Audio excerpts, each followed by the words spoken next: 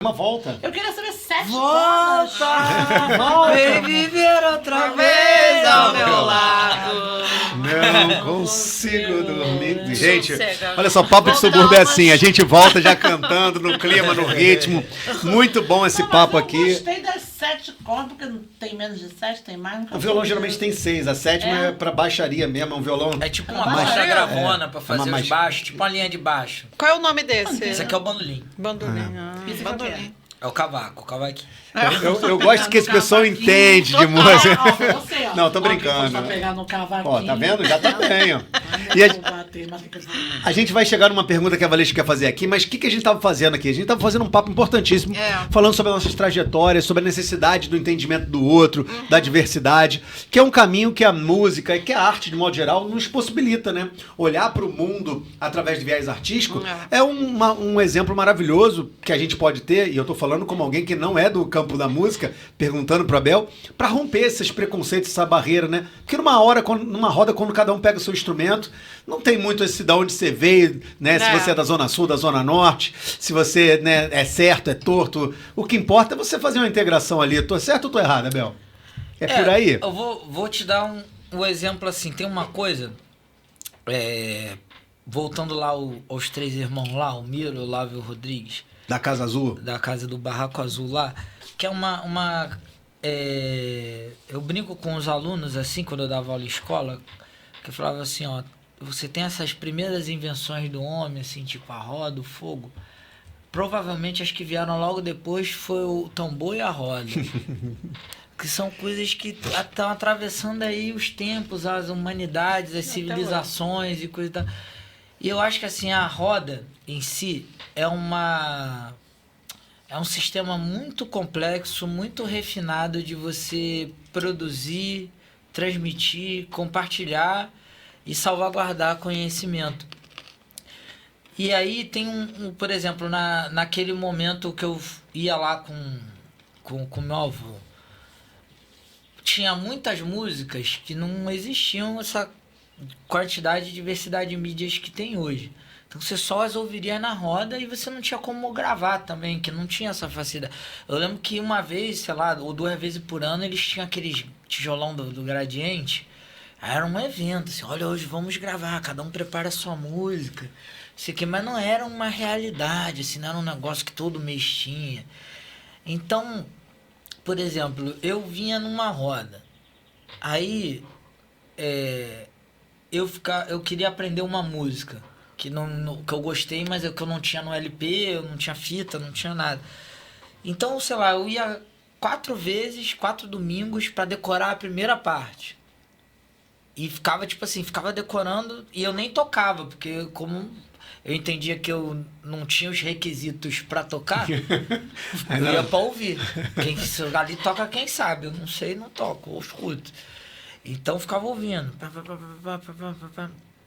Aí voltava mais 4 domingos para ver se eu aprendia. Vamos dizer que eu levava 3 meses para aprender uma música, se ela tivesse 3 partes. Claro que isso foi acelerando com o tempo, tu vai também desenvolvendo outras coisas. Uma outra coisa também que acontece, por exemplo, aí você estudou umas músicas, já está sabendo tocar, mas você não está confiante, por exemplo. Aquelas pessoas estão te vendo lá coisas que você não está vendo, porque eles já estão na frente. Aí eles falam assim, senta aí, toca uma música. Aí o cara deixa o cavaquinho na tua mão. Aí tu fala, vou tocar uma música que eu sei, que eu tô legal e vou embora. Aí o cara vai embora e não volta. Aí tu fala assim, pô, mas o cara, não, mas fica aí, continua aí, segura aí. Aí tu tocou a segunda, tocou até, falei, pô, tô indo. Caraca, pô, legal, consegui. Na verdade, eles já sabiam que eu não sabia, que eu sabia fazer. Mas precisavam criar essa estratégia um clima pra provar pra mim sentir que eu dava. Que você tinha condição. E eu acho que tem muito isso, porque às vezes a pessoa é também um outro tempo. Por exemplo, você vai na roda, aí você... No caso, eu ainda tinha essa coisa que eu ia pelo meu avô. Então, tipo, era um lugar que você não sabia que existia se alguém não te convidasse. Não era um negócio aberto ao público, era a casa de uma pessoa. Então, vamos dizer que... E, às vezes, você ir levado por alguém também não era garantia que a pessoa quisesse te receber. Ainda tem isso. Tem isso. Afinal, é a casa dela, gente. Aí, por exemplo, você chegou lá. Aí você descobriu a roda, vai lá. Aí você não conhece ninguém, você fica ali. Ninguém fala com você. Tu fica lá olhando, aí tu volta. Faz chuva, faz sol, tá vazio, tá cheio. Aí um belo dia vem um coroa lá e fala com você, todo domingo tu vem aí, né? Vem. Tu toca? Eu falei, não, eu tô estudando aqui, não sei o quê. Ele tá fazendo o quê aí? Eu falei, eu venho aqui pra aprender, pra ver as músicas aqui que eu não escuto em nenhum lugar. Já toca alguma música? Eu falei, toco uma outra e tal. Fala o seguinte, quarta-feira tá fazendo o quê? Aí ele, tô de bobeira. Depois tá lá, vai lá em casa tomar um café. Sabe chegar não sei aonde? Eu falei, sei. Aí nem sei porra nenhuma, mas sei. Aí tu vai lá, o coroa, pega um violão, ou pega um cavaquinho, e já, é isso aqui, vamos ensaiar. Já ensaiou essas aqui? Domingo tu toca essa que você sabe, mais essas aqui. Porque no final, não eram as pessoas de má vontade de não te receber. Eles estavam vendo o quanto você queria estar lá. Entendi. Eles estavam te avaliando. Testando a tua resiliência. Será que o cara sustenta que ele quer vir aqui? Porque a gente também tira as coisas pela gente. Se você for imaginar essa geração do meu avô, cara, os caras é tudo... O auge é a quarta série, cara. Quem chegou? Você imaginar que, os caras com pobreza, com perder casa em enchente, 2 milhões de emprego, filho, desemprego, pobreza. O cara conseguir a excelência técnica. Que esses caras. Que a gente pensa numa excelência técnica sempre assim.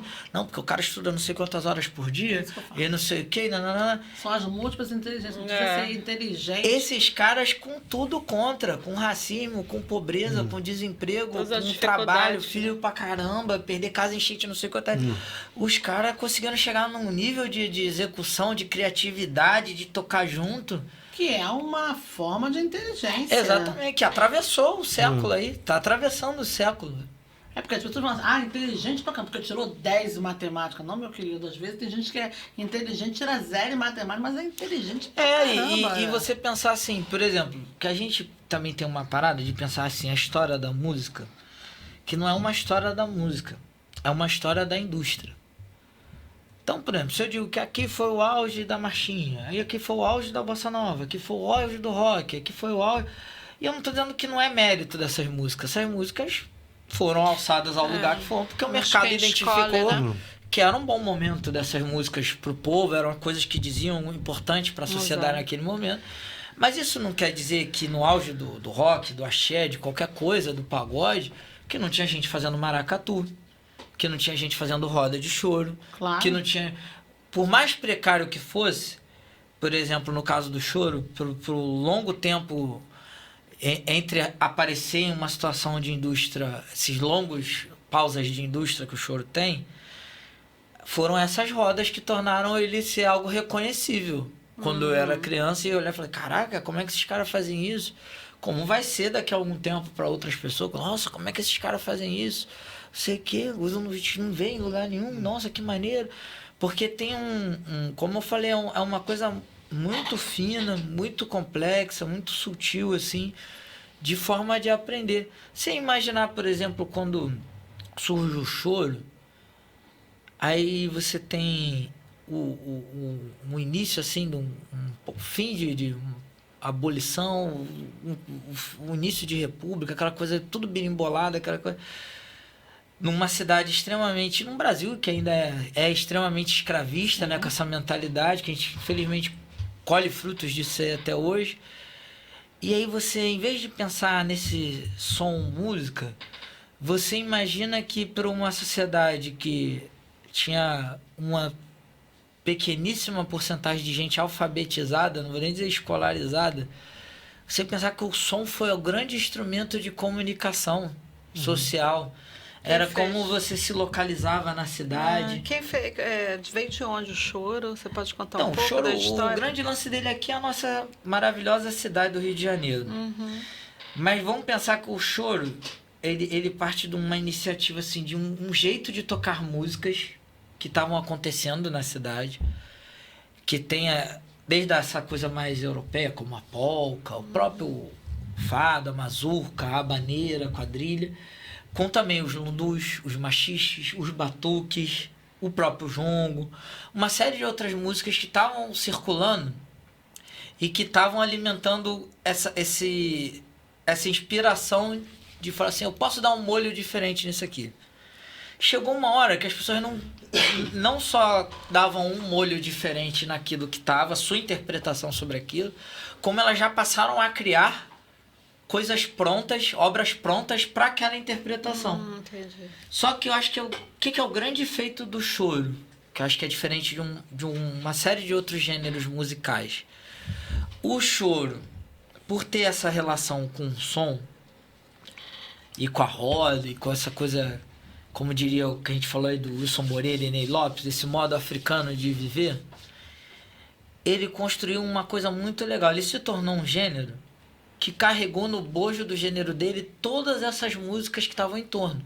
Então, se você vai... A gente, quem não vai a uma roda de choro, tem uma noção como se fosse assim, um samba lento, como se fosse um samba canção, tipo um carinhoso. Um samba dolente, como um choro assim, sei lá, naquele tempo, e um choro mais sambado, tipo um brasileirinho. Então a pessoa pensa que seria uma espécie de samba em 3 andamentos. Mas quando você vai na roda de choro, aí você vai ouvir polca, você vai ouvir valsa, você vai ouvir uma valsa com sotaque mais espanholado, você vai ouvir uma valsa com um volume mais austríaco, uma valsa mais puxada para nossa modinha também. Você vai ouvir as quadrilhas, você vai ouvir as habaneiras. Você tem um tipo de polca brasileira que vai um pouquinho antes do tango brasileiro, que a gente chama de polquinha. Tem essa polca mais marcial que lembra os dobrados.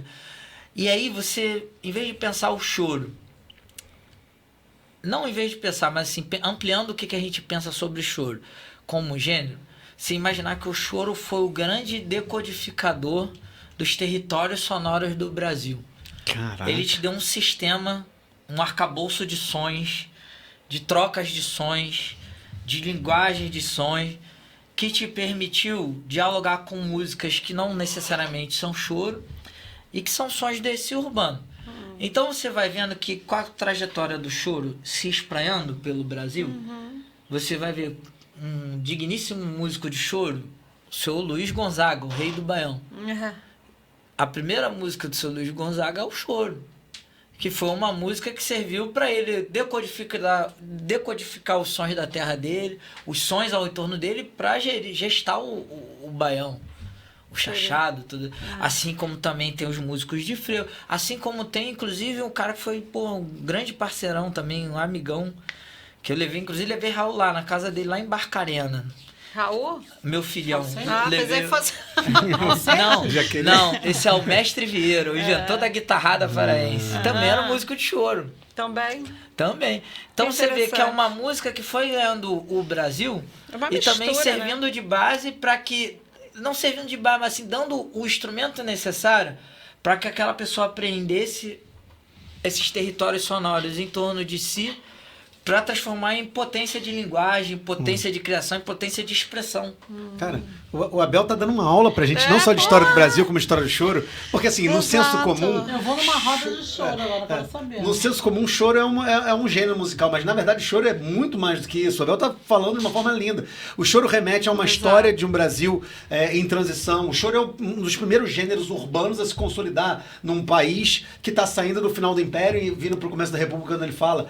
Né? Então, e ainda tem uma coisa que é genial, a gente tem que pensar... Tem influência africana? Tem influência total, de tudo, né? é isso que de eu tô falando. uma mistura. Ainda tem uma coisa que é sensacional, os nomes que protagonizaram o choro no Brasil são um flautista negro, calado, uma mulher viúva ou desquitada para a época, que era vista com maus olhos, Chiquinha Gonzaga, né? O Pixinguinha e os 8 Batutas, que foram excursionar, né, com 7 dos Batutas pelo mundo, mas que saem daqui com a imprensa dizendo, esses negrinhos querendo fazer macaquice na Europa. Sim, a imprensa falando mal dos caras.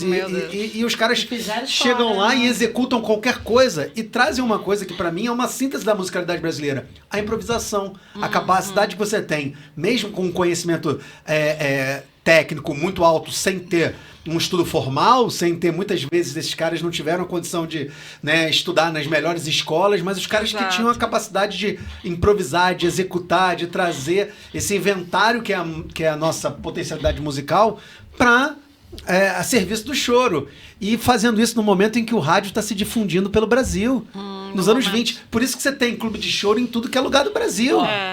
Eu vou te falar uma coisa que é mais impressionante. Quando eu conheci o Mestre Vieira, eu sempre pergunto pra essa galera assim, o que eles ouviam. E aí eu perguntei pra ele, que ele tocava muito bem guitarra, e ele tocava cavaquinho também, tinha um cavaquinho dinâmico, que é um cavaquinho fechado, assim. E nesse cavaquinho tocava cúmbias, umas paradas assim de... E aí eu falei assim, pô, mestre, o que o senhor ouvia? Ele falou assim, Abel, meu primeiro instrumento é bandolim. Eu aprendi a tocar bandolim, toquei violão tenor, toquei cavaquinho. O sonho de toda criança paraense era ser o garoto.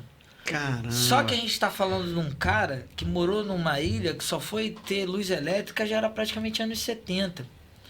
E no Pará ainda tem uma outra coisa que é super interessante, que vai definir muito sobre o que é a música lá, que quando a gente tem esse auge da rádio, a Rádio Nacional chegava com um sinal muito ruim lá. Então não era uma rádio tão popular. Acontecia de figuras como o Garoto, a Carmen Miranda virarem unanimidade por excursionar o Brasil também, os filmes também. Mas assim, a coisa da cultura do rádio não era tão forte quanto era pra cá, pro Sudeste. E aí, mas qual era o sinal de rádio que chegava com plenitude lá? Rádios caribenhas. Então a galera falava, pô, gente, eu ouvia Tito Puente, eu ouvia Românticos de Cuba, orquestras venezuelanas. Então você vê que também tem muita coisa do carimbó, né, da própria lambada, de você ter essa coisa dos metais, de dialogar muito também com essa parte da Amazônia latina, né? Latina, música latina. Você vê que lá se né? toca muita cúmbia, instrumental, muito merengue, muita salsa. É um repertório de baile, assim, popular para as pessoas. E aí você pensar que no meio disso tudo, com tudo que a gente está colocando, de uma baixa escolaridade, de uma baixa, inclusive, urbanização, né, pro norte. Você pensar que um cara que era praticamente de idade do meu avô, 80 e poucos anos, dos anos 30, chegar a dizer que em 38, em 39, o sonho de toda criança paraense que tocasse o instrumento era ser o Garoto, você imaginar que com tudo isso contra, as pessoas saberem que é o Garoto, entender que aquele cara é um bom instrumentista, que o que ele toca é legal, que choro é uma música importante, você quer ser um bom instrumentista, é um feito para uma música que está longe da indústria, que está longe desse... E era legal que assim, a banda dele tem os filhos, né? Um era tecladista. E aí, do mesmo jeito que ele tocava a guitarra, ele falava, galera, vamos tocar isso aqui. Pai, tocava um choro do Zé Menezes, aí com o tecladão, a bateria, a galera... Os caras sabiam tocar de tudo. Caraca, que bacana. Que tá até hoje, né? A gente tá falando de choro aqui. Eu amo choro. Eu amo... já tô voltando pro Rio, né? Sabe que você vai chorar. Estamos voltando do Rio da onde, Ana? Nada, deixa eu ver. Então Não, eu quero fazer uma pergunta aqui pra ele. Pode. Que eu ia sempre pros choros do... Isso tem muito tempo, tá? Tem muito tempo, tem uns 7 anos, 8 anos. Eu ia sempre... Eu corria atrás de choro, então eu nunca sabia. Os únicos que eu sabia que eu ia sempre era a quinta-feira no Beco do Rato. Ah, sim.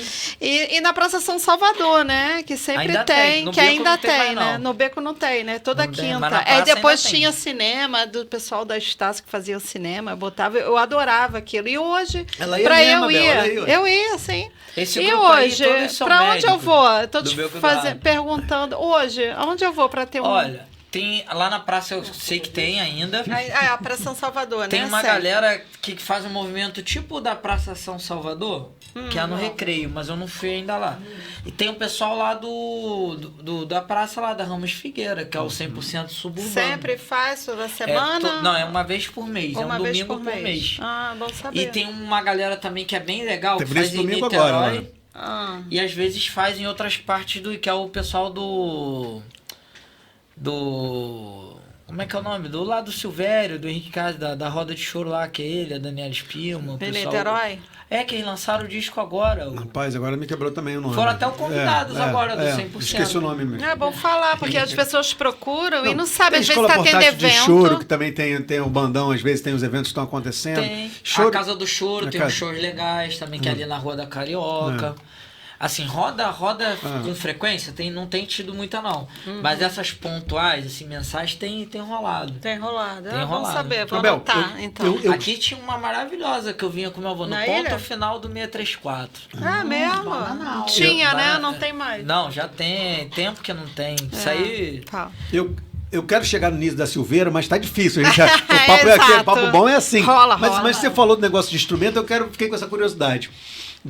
Pergunta dupla pra você. Primeiro, qual instrumento que você começou? Qual foi o teu primeiro instrumento? Meu primeiro instrumento é o cavaquinho. Cavaquinho. Você ganhou, comprou? Como é que foi seu primeiro? Não, porque era o do meu teu avô tinha avô? um cavaquinho. E tinha o cavaquinho que ainda tem, que é o do pai dele. Ah, tá. Aí Caramba, tem esse cavaquinho é... Ele é o famoso, a gente chama que é o casca de jaca. O cavaquinho Caraca. de pobre lá, mas tá inteirinho lá, eu reformei pra guardar Mas de é um coisa. cavaquinho quase Afino. centenário aí, né?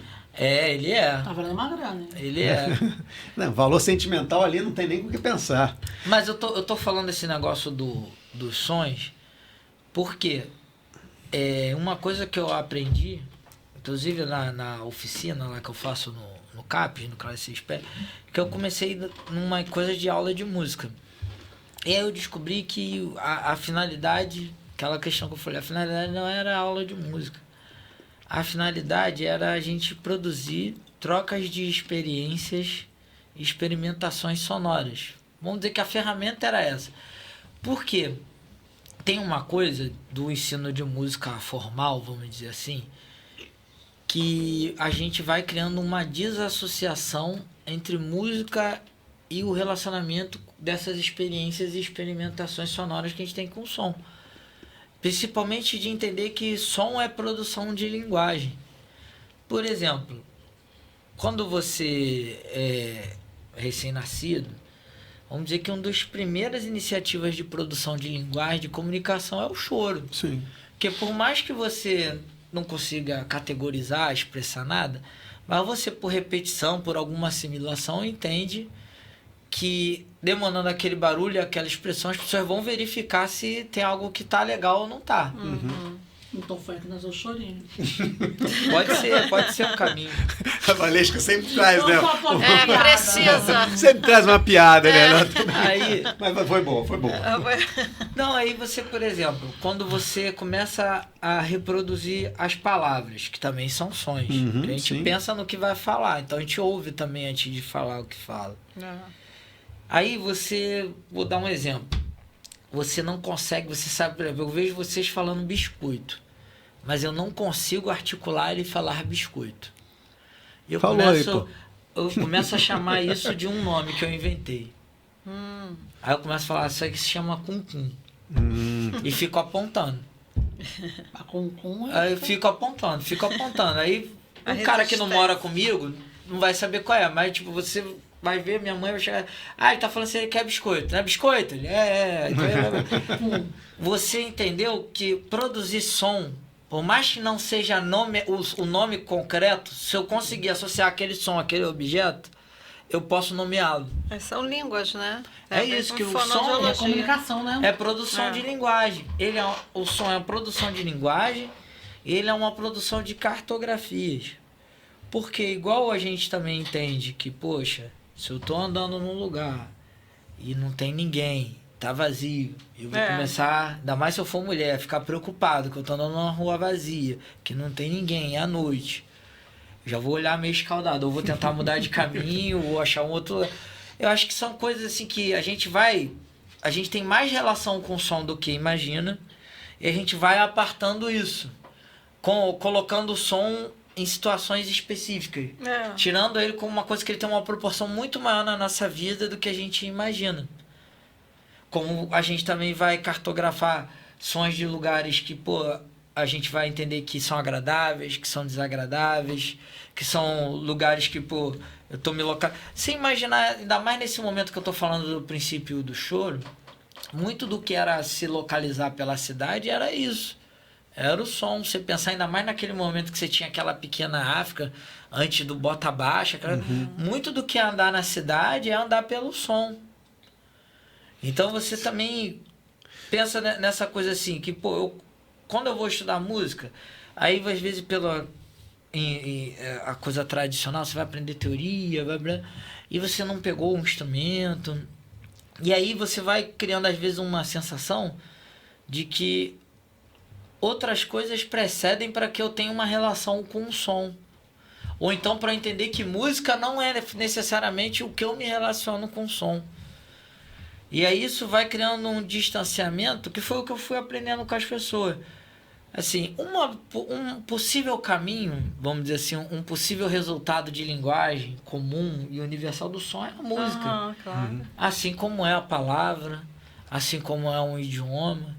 A gente vai ter várias coisas que a gente vai começar a catalogar e fazer reflexões que a gente vai... Cara, quanto som tem na minha... Quanto eu me organizo pelo som e não imagino. Como a gente também vai ver essa galera que tem essa cultura do campo, ou os povos originários mesmo. Quantas vezes... Isso eu não estou falando só na relação com a parte da pesca, da agricultura, mas até se a gente for pensar na cultura dos encantados, quando o cara pensa no encantado, o encantado ao mesmo tempo que é um vento, é um sapo, é uma folha, é uma nuvem, são sons que o cara está decodificando, está recebendo que a gente não consegue. Então acho que tem muito disso de quanto a gente, pela correria, pelo até um modelo de educação formal que acaba cerceando o que é uma coisa já presente na nossa vida, a gente vai perdendo coisas que já estavam muito mais próximas do que a gente imagina. Você tá falando, eu tô lembrando de um papo que a gente teve na semana passada com o Gabriel Moura, falando como a música tem o poder de transformação. Mas aí a gente tá pensando uma música já como uma construção que a gente já conhece, né? Uma música pronta, uma música comercial, mas como ela impacta sobre a gente. Mas eu tava lembrando aqui, viajando, com o Robertinho Silva, quando eu tava conversando com ele, que ele falou que a primeira vez que o que atraiu ele pro mundo da percussão era o barulho do trem quando passava na ponte perto da casa dele em Realengo, que ele ouvia aquele tchac, tchac, tchac, tchac, tchac, e ele queria reproduzir aquilo.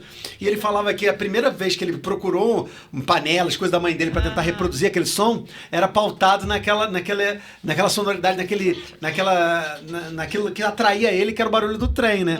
E aí, se a gente sair ali de Realengo e for para Bangu, eu lembro do Hermeto, evidentemente, não tem como fugir, de ouvindo a musicalidade em tudo, né? Dele falando das entrevistas, dele ouvir a mãe dele cozinhando, o barulho dela cozinhando, o barulho dela mexendo no saleiro. Mas é isso, as coisas...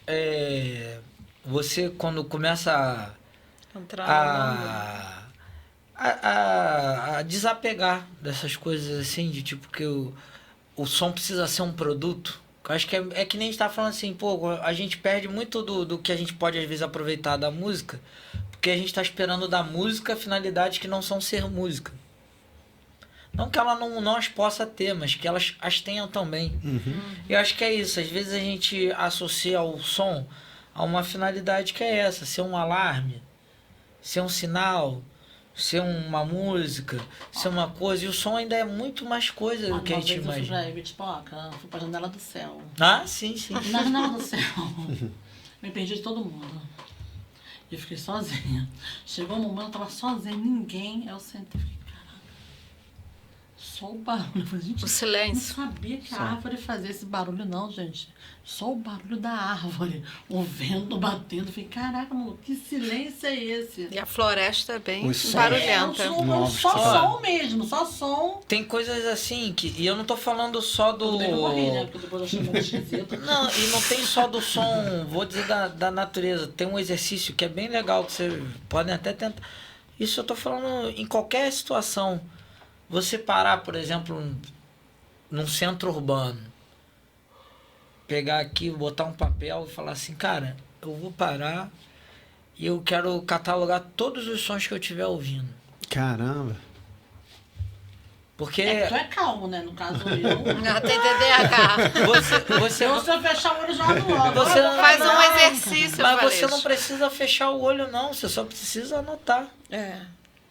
Não é nada, não é nenhuma meditação, não. Sentar, você pode pedir seu café. É melhor que Rivotril. Jogar no bicho. Você só vai... Aí você vai ficar falar, só, né? Quando você acabar, se acabar... Que é isso? Se acabar, é melhor você estipular um prazo. Falar, vou ficar meia hora eu vou anotar tudo. Você vai ver, cara, como é que eu ouvi isso? Mas eu ouvi. Ele é da música. Tom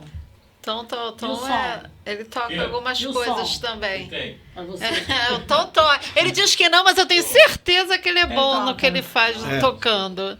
Olha, tem um som mas tu toca o quê, o Tom? Ele faz um barulho da cafeteira. Quer mais um cafezinho, cara? Não, agora eu tô nesse cafezinho aqui. Eu quero te fazer uma pergunta, já que a gente tá falando de De vários... De rotas, de trilhas, de mapas musicais? Não, mas assim, eu tirei fotos da minha trilha pra nunca mais fazer. Cara. Aí ela já vai pra trilha. Falando Trilha tá é achando muito que é- bom, trilha, Valesca. trilha. Ah, não é trilha, não. Ah, Não, agora é trilhas sonoras. Eu quero saber quais são os trilhos e os caminhos que te levaram, né? Tudo bem que você está geograficamente situado ali na Zona Norte, depois eu vou te fazer uma pergunta sobre a musicalidade suburbana, mas eu quero saber o que te levou ali ao Engenho de Dentro, especialmente, ali fazendo esse percurso entre Todos os Santos e a Fazenda da Bica ali. O que te levou a parar, a tentar conhecer, a romper os muros do Instituto Municipal Nísio da Silveira atualmente? Ali o que acontece? A minha família, da parte do meu avô, da minha mãe, mora muito ali em torno do hospital, né? Morava, né? Que foram falecendo e tal. Ainda tem alguns parentes por lá. Então eu sempre frequentei aquele lado, que eu morava do lado oposto, né? Onde é o Engenhão. Então sempre frequentei por ali. Depois, no final, meio pro final de 90, aí eu me mudei pro outro lado. Que eu morava na rua onde é o Sesc. Tá. Aí quando eu me mudei pra lá, a gente já frequentava lá, mas aí eu fui ficando amigo mais da galera que morava, mais daquele lado, que aí eu não ia mais ver parente, eram os amigos da rua. Ali também, aqueles morros ali na Camarista, no Outeiro, que tinha uma galera também boa, fazia uns sambas legais lá, e ia atrás da galera lá pra gente fazer um som. E ali naquela época ainda era Centro Psiquiátrico Pedro II. E ali tinha duas coisas que fazia muita gente aparecer lá. Uma é que lá abriu um clube escolar do município, que é dessa época. A outra é que abriu um SEMASE, que era uma espécie de lugar para... Tipo, centro de atenção para infância e juventude. Tipo um CRAS, parada para infância e juventude de vulnerabilidade, essas paradas. E aí ele tinha as atividades lá. Então, por exemplo, eu e a galera nossa, que tava sempre fazendo alguma merda na rua, ia passar lá pelo SEMASE. Normal. Então a gente sempre parava no SEMASE, ou porque alguém tinha que de fato prestar conta com o SEMASE, ou, no meu caso, a gente em solidariedade com quem prestava conta no SEMASE, porque a gente podia entrar no hospital. Uhum. E uma das atividades que era aberta, assim, que dava para todo mundo ir, era a capoeira. Que, inclusive, eu faço até hoje. Só que a moça que dava aula lá de capoeira, era a Rufato, que hoje é mestra, ela também era uma pessoa muito pra frente. Olha o barulho aí na cadeira. Eu não. Que ela tinha a galera que morava lá e tal. E essa galera jogava bola com a gente na quadra, e ela nunca proibiu a galera de entrar. Então, os caras que moravam lá, que faziam seu tratamento, ou que estavam abandonados lá há muitos anos, todos que quisessem e pudessem, estavam lá fazendo capoeira com a gente. Sim. E aí, nisso, eu acho que também tem uma questão, que... Então, você foi através da capoeira. Por conta lá do SEMASE. Isso quando? Que ano? Isso era 94. 94. Por aí. Aí, o que aconteceu? Por conta do meu trabalho e do negócio da família... Mas você já estava tocando e tal? Já tinha começado a tocar. E ali também, nessa época, abriu, acho que foi em 98, por aí, abriu um centro comunitário, que tinha uma rádio pirata. E aí a rádio pirata, impressionantemente, fez o maior sucesso. Acho que o sinal tipo é do Engenho Novo a Madureira. E aí era um sucesso assim, que era a galera que trabalhava lá e que morava lá, que estava lá, os pacientes e tal. E os vizinhos também. Então, cara, daqui a pouco já tava a gente pagando para anunciar a loja, comprando anúncios. Eu esqueci o nome da rádio. A Rádio Revolução. Revolução, isso. O nome é maravilhoso. Aí, cara, deu um caô porque a Polícia Federal foi lá, né? Pegou a rádio, assim, que era pirata, né? Coisa e tal. Aí já até brincava. Falei, tem um cara aí, tem um monte aí que não sai daqui há não sei quantos anos. Vai levar eles pra dar um passeio? coisa e tal. Aí no final legal. Aí ela virou uma rádio meio rádio interna, assim, de corredor. Hoje ela é uma rádio web, funciona ainda. E Não, tal. eu fui lá no passado, dei entrevista lá e tudo. A rádio. A galera é legal. Tem um você trabalho trabalha- voluntário que leva legal. lá. Continuou, então. Continuou, tá Que bem. super ativa, assim, cobre carnaval. Tá em que Então- área ainda? Expandiu mais? Tá lá no Gente de Dentro, dentro do Nise. Agora ok. deve Agora- sair do prédio, que vão fazer uma reforma pra ela ir pra um outro lugar, ter um estúdiozinho mais legal. Pra tá quem não super conhece, né, até tá acompanhando aqui, a gente tá falando de um dos lugares que era um manicômio, né, estabelecido ainda no final do Segundo Reinado. Por quê? O manicômio da cidade, que cresceu muito e ficou num lugar que ninguém esperava, era na Praia Vermelha, onde hoje está ali a UFRJ. Então, tem uma especulação no início no final do Império da República, você não pode ter um manicômio ali, vamos jogar isso para algum lugar. E a ideia era ter uma colônia agrícola, você tinha uma fazenda ali gigantesca, abandonada, a antiga fazenda do Engenho de Dentro, né, a sede ali, então vamos fazer alguma coisa ali. Aí surge a ideia de levar para lá um manicômio, né, inicialmente feminino, não era isso, Abel? Era das alienadas. É. Funcionou até quando? Então, Sabe? a gente Você está no sabe? processo. O último, assim, ele fechou o modelo manicomial. Então, enquanto manicômio e enfermaria de crise, ele não trabalha mais desse jeito. O último morador foi embora lá em 2021. Olha, foi agora. Não, é um processo fundamental, importante que está acontecendo agora. Interessante isso. Agora, uma questão, Bel, que você caiu ali para fazer a capoeira, sabia rádio, mas você já conhecia a história da Dona Ivone Lara, da doutora Anise da Silveira, da música Não. como elemento de O que cura? eu conhecia ali era os piores coisas. Por quê? Não só amigos, vizinhos, como parentes nossos. Ou no meu caso, teve parente até que trabalhou lá, né? Mas muitos parentes e coisa e tal, Contaram história. amigos, vizinhos, passaram as piores coisas lá dentro, né? Então a gente sabia. E pra quem mora nesses lugares assim, todo lugar que tem uma coisa tipo essa, assim, não tem como você viver uma vida à parte daquilo ali. Aquilo é uma entidade no meio do bairro. Então vira uma coisa assim, não tem como você passar desapercebido. E aí tinha isso, jogava-se bola. Eu acho que o que aconteceu da minha geração pra cá é que essas coisas ainda modestas, como a rádio, o próprio SEMASE, o clube escolar, eles produziram, mesmo que internamente, um outro trânsito.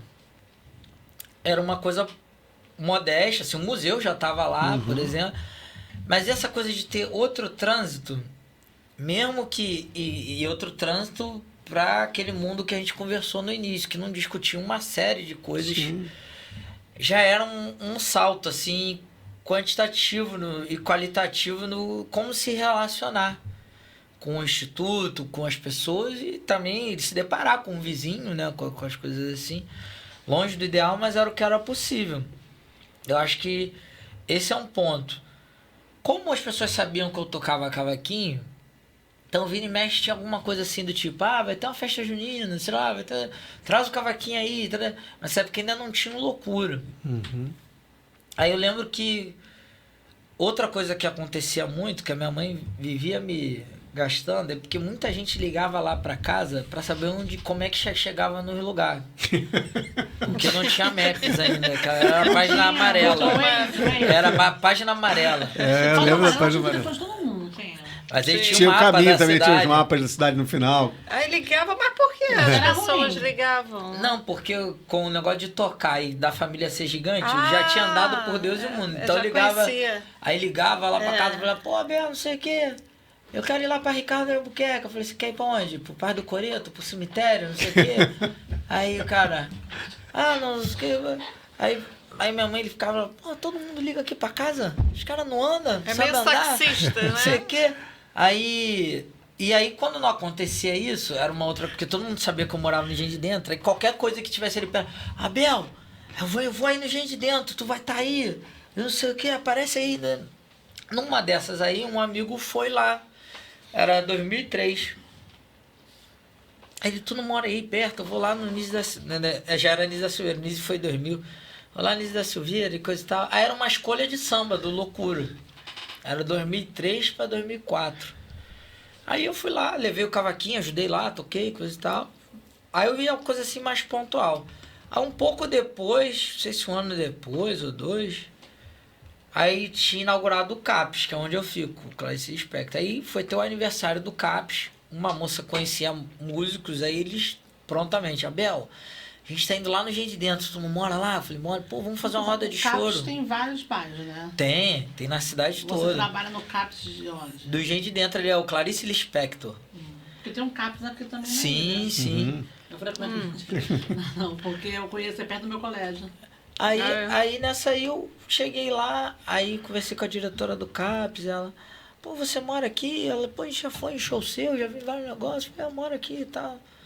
Aí ela, pô, a gente foi conversando de várias coisas de saúde mental que eu não lia, não estava sabendo. E uma das coisas que me chamou muita atenção na época é que várias das coisas que estavam se falando em saúde mental, principalmente nas políticas públicas de saúde mental, usavam termos e autores da geografia. E na época eu estava em faculdade de geografia.